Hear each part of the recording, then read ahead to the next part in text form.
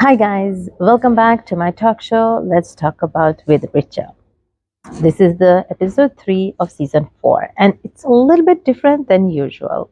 We are filming it differently and there will be no direct guest as usual because I have so much exciting news to give you because I have something different I want to inform you about and talk about. This week, it's Oslo Innovation Week, which is a heart of Nordic innovation. Oslo Innovation Week is an umbrella event unit with about 80 plus different events during 4 days, so from the 23rd September to the 27th September this year. And it's amazing how it's packed filled with events about innovation, investments, gender equality, and creativity. And it's amazing how much you can learn. And the best part of this is network. It's about connecting with people, collaborating, starting up new adventures and journeys together. I am so proud because one of my clients, business clients, she has, this is her second year. So her company's name is Coral Swan. So her company's name is Coral Swan, and this is the second year they have done an event, and this year was amazing. It was off the roof. It was a panel discussion with amazing business owners, CEOs, investors, business coach, and inventors of new, uh, beautiful, sustainable products. So I don't know if I answer your questions, but somewhere along those lines, I see both environment and social and gender equality playing along nicely. Thank you so much, Linnea. Thank you for the question. Let me ask one question here and let you all think, and I'll come back to the audience for the next one. We had a submitted question that said, the issues that we've discussed are super common to all types of founders, not just women, which is absolutely true. The question is, how do we create and design an ecosystem to let women feel confident the same way as men? So, any thoughts from our panel on that topic? Well, we just need more women. More women to become entrepreneurs, more women to become investors, policymakers. I think that's the obvious answer. I think a lot is going to change, and that's going to benefit all kinds of founders. So something that we've been doing, and I've been doing at One Way and also at a previous fund, we're using more and more technology to evaluate cases as they come in. So therefore, we're trying to remove any kind of biases that might exist within investment analysts who are perhaps the first ones to receive a case and decide if it needs to go forward or not. And by eliminating that human bias at that very point, we're actually seeing more cases arrive at a partner's desk than we would have otherwise. This is not just happening at Runway or what we're doing, but it's happening across all major VCs who are employing some form of data-driven technologies. So using artificial intelligence to review cases, review emails, review pitch decks, you name it. And I think when you look at technology from that perspective and that VCs are actively employing it, it will open up more doors and open up more opportunities. On the flip side, you need to also understand how can you make that advantageous to yourself. So how do you actually structure your pitch deck and structure a communication or written communication that is going to be processed eventually by some form of AI before it goes onto an actual person's desk. So the more you kind of utilize AI and do this yourselves, the better you'll be at creating those communication packages, pitch decks, slides, you name it, for the investor. So I think it is going to look far more positive because of that. Can I just follow up on what I said, that we need more women? Because the thing is that people invest in what they know, and that's just how we are as humans. And so for the categories where women tend to want to create companies and to be taken seriously, you need investors who take the category seriously. And I think that that is the biggest problem here, is because most investors are men. They will invest in things that they know, and that tend to be not the industries that women create or want to create companies in. Thank you. Definitely tech as a tool for maybe combating or working in parallel with human bias, which is kind of normal, is I think a very powerful, interesting future. Oh, yes. Oh, go ahead. What's your question? It's actually two questions, but I'll take the latest one first. You talked about, somehow removing the bias by automating or making these applications anonymous. But how do you feel when you think about AI is already biased? It is biased towards, unfortunately, the white male of the West. So how do you still manage to remove that bias from your automated systems? Well, specifically in our case, we're not exactly reviewing people and their or backgrounds using AI. What we're effectively looking at is how large the market is, potential for financial returns, competitor landscape, and all those kind of things. And gender has no role in those matters. We absolutely do look at the team. But then it's more about the backgrounds, the years of experience within the relevant problem space that they actually have. That also doesn't really impact any kind of gender bias. Yes, it exists in AI, but I guess some VCs are mindful of that and some aren't. So it's essentially if you're training your own AI models, then of course that's how you use it. Or if you're using someone else's AI models, it's how you prompt and how you configure it to evaluate the case. I think we do a fairly good job. I can't speak for all VCs. Thank you. Appreciate it. This may be a little provocative, but I do want to share this. The topic of this thing is profit has no gender. So sometimes, what I'd like to ask is, sometimes do we kind of think too much about this? So if I were to say that, if I'm an entrepreneur and I'm making a pitch, don't go with that mindset that, look, somebody may be biased against me. I am an entrepreneur. I have an idea. I feel passionately about it. I need support and I pitch for it. Sometimes I've seen, for instance, if you saw these, those ladies in this, they came in with absolutely no expectation whatsoever, but they just said that, look, we just want to do something, right? So if you remember, towards the end, this lady got almost emotional where she said, I'd never imagined in my life that I'd be in front of a camera. For her, the ultimate was that. But I've seen sometimes when you come in with a completely fresh perspective, right? Coming in with a blank mindset is bad in some ways because you don't have aspirations, you don't have something to look forward to. But at the same time, if you come in with with completely an open mindset, right? Then this bias, etc., doesn't really apply. Like I said, this might be a little controversial, but I'm saying, well, why do we even want to think about it? Saying that, look, like I said, I have an idea, I feel passionately about it, I'd like to pitch for it. And if one person says no, I'll go to the next person. If plan A doesn't work, I'll work with plan B. You said it was going to be provocative, and I think you have a Jumping on my chair. Look at another power arena, politics. Yeah. We would never have the female representation that we have in politics if it weren't like a quota.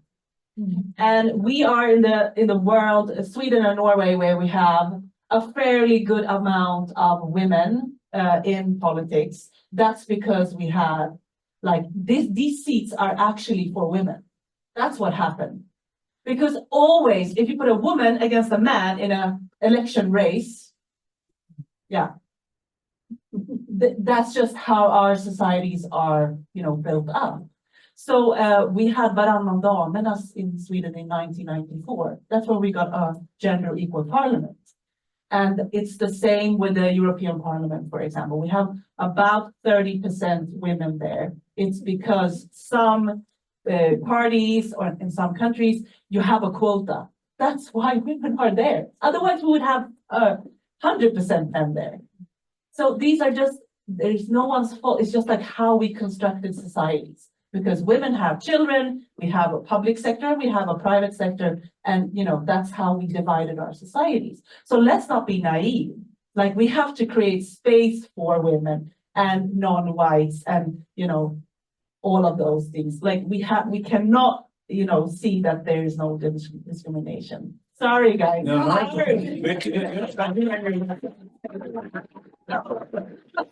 We're continuing in that same vein, I grew up in India, which is otherwise, and I'm still part of India. So, which is supposed to be even more conservative than others. And this is not a political statement because I'm not in favor of anyone. But, growing up, Indira Gandhi was one of the most powerful leaders in India and the world. And while growing up, along with that, Golda Meir in Israel was again one of the best known and the most powerful.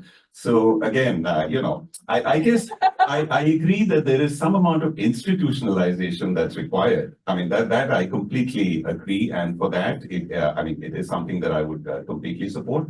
But my own experience working with everyone, not just women, but youth, women, etc., amongst the poorest of the poor in India, something that I've seen is it's typically in the mind. I mean, if somebody makes up his or her own mind, can be done. So maybe if we talk of an ecosystem, you need to encourage the entrepreneurship, you need to encourage that open-mindedness approach, and you need to supplement it with, let's say, an institutional framework or an ecosystem. Maybe that's the way. I have to say, I just think- loved everything that was said throughout the panel discussion. It was interesting, it was informative, and very, very constructive. There were more than 100 people who registered for this event, and those who were there, they brought so much knowledge, experience, beautiful energy. The vibration was high, and it was such an honor to be a part of it. After the panel discussion, we moved on to have a workshop, and that was again on how women can learn to write about grant writing, how to think and prepare themselves before they pitch to investors. Cold Swan is a very small new company, but its impact is more than 5,000 people within just the first year. So I am so proud of my student, my client, and being part of the event was one of the highlight of this autumn, I believe. And I've been to another event organized by students, also about innovation and starting up their own business journey. Let's see a few clips about that. Absolutely. I'm so happy you mentioned challenges because I want to ask you to pick one biggest challenge you have faced during your entrepreneurial journey and how you solved it. Rajiv, let's start with you. Or how does it work for you personally?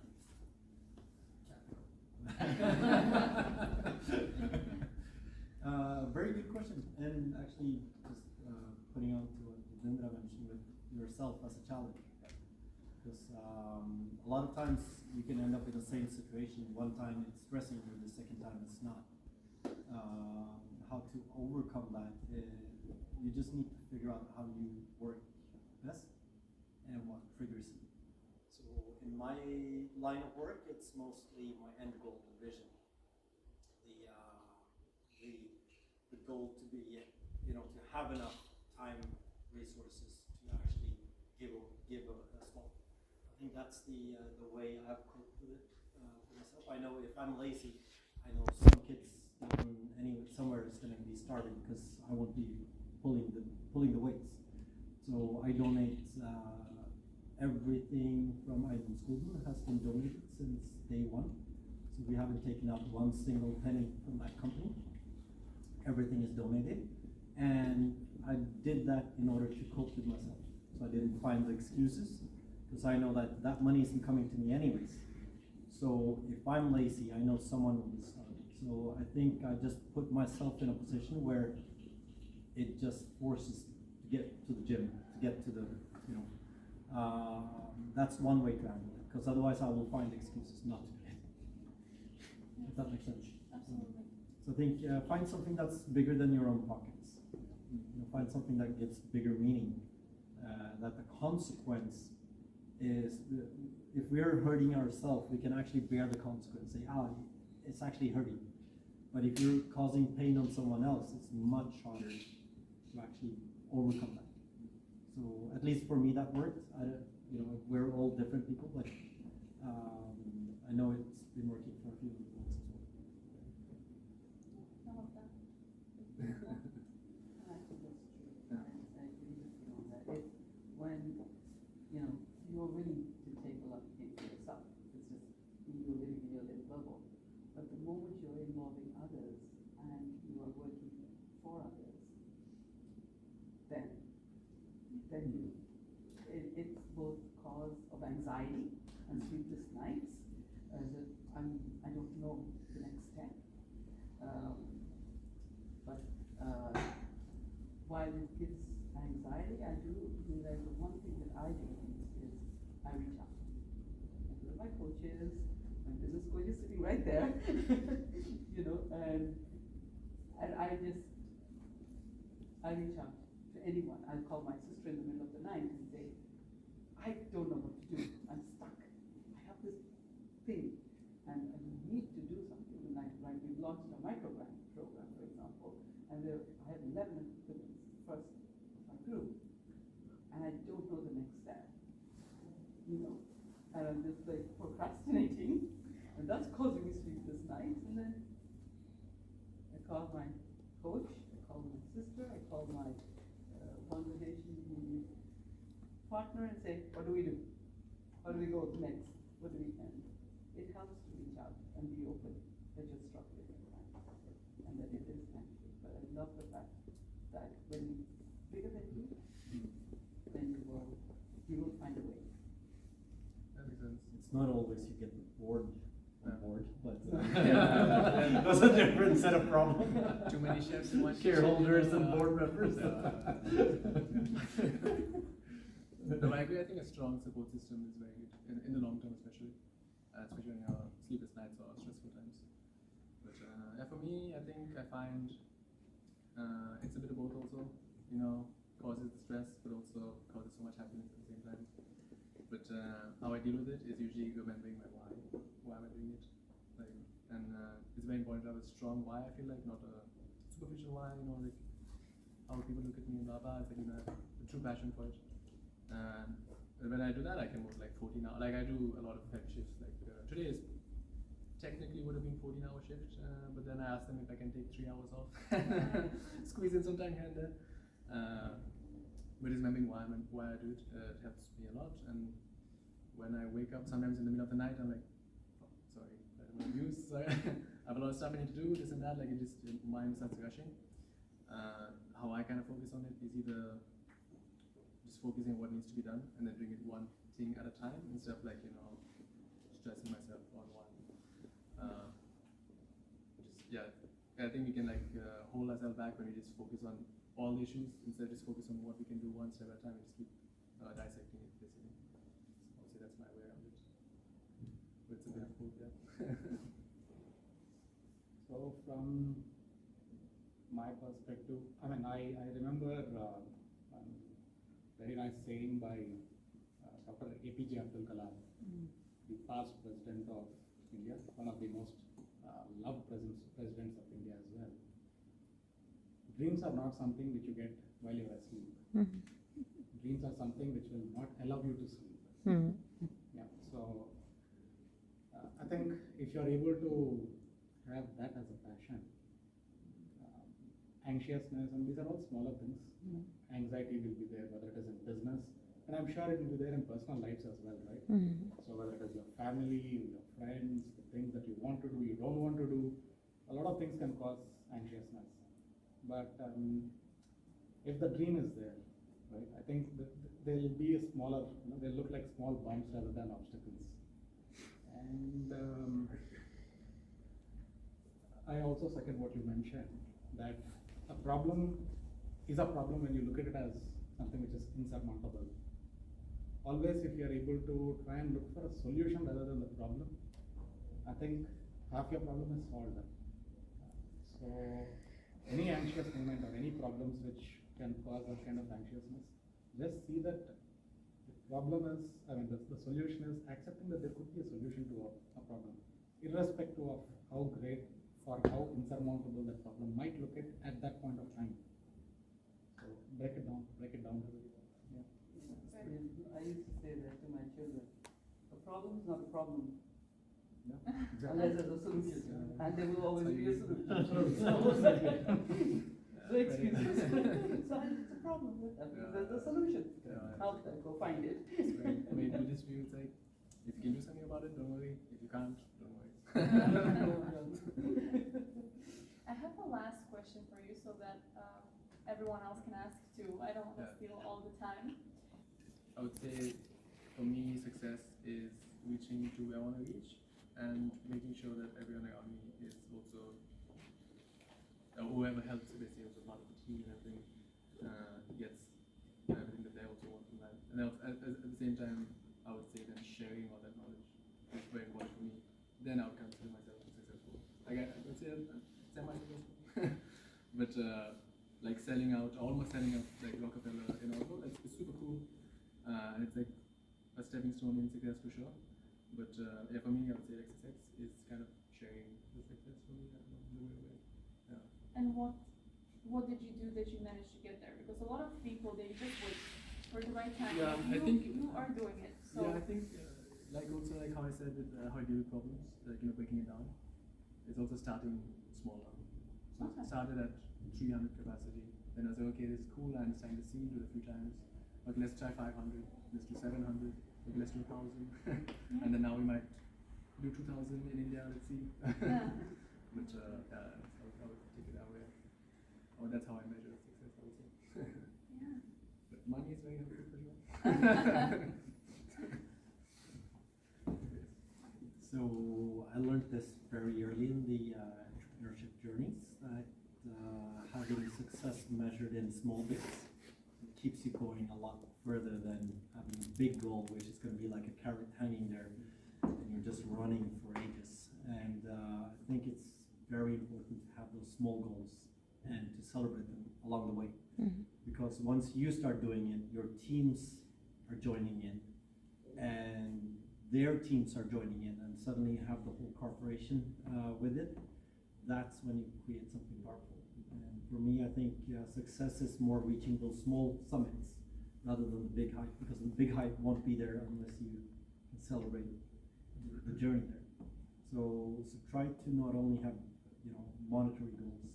Obviously, when you have a board, you have shareholders and all that. That's going to be the monetization part.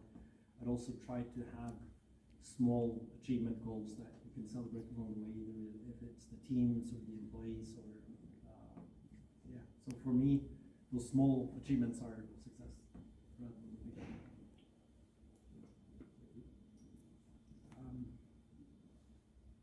If you ask me, I don't have an answer for this question, because success means quite a lot of things, right? I mean, each one has a perspective, each one has a take on what success is. Doing things as you, in a way, what you mentioned, the breaking down successes into tiny bits. If you are able to enjoy the journey, take the team along, ensuring that what you are committed to the society, to the shareholders, to the investors, to society at large. If you are able to do that, I think that in itself is a success. So, and always don't be within yourself. As long as you can push that boundary of your self-limitation or the limitations of the team, I think the journey is going to be really fantastic, and you'll be able to see how far the rubber band stretches. The analogy what you mentioned. It's the human capability or the human mind's capability is unbelievably powerful. So it's just about how far are we willing to stretch it. That defines how long or how far that you are willing to go or can go. So in a way, I know it's a very vague answer that I've given. No. But I think it was spot on, actually. Yeah. so this, in a way, if you can call it as success, enjoy the journey, push beyond yourself, not just physically, but mental capability. Get the team along, inspire them, perspire them, and enjoy the journey. Well, I think I agree with you. Defining success is one of the hardest things because what is successful for me may not be successful for someone else, even in my own team. To give a small example, I had felt that I hadn't achieved anything and I hadn't come very far and I was a failure. My business was, I may have to pack it up, literally.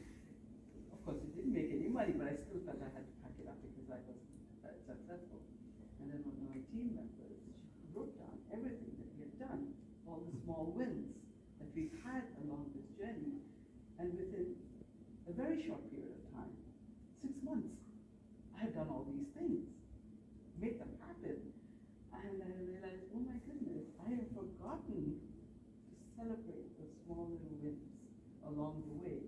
Because I was just sitting and looking at the carrot that's dangling in front of me, and it wasn't there yet, because that is a very long process.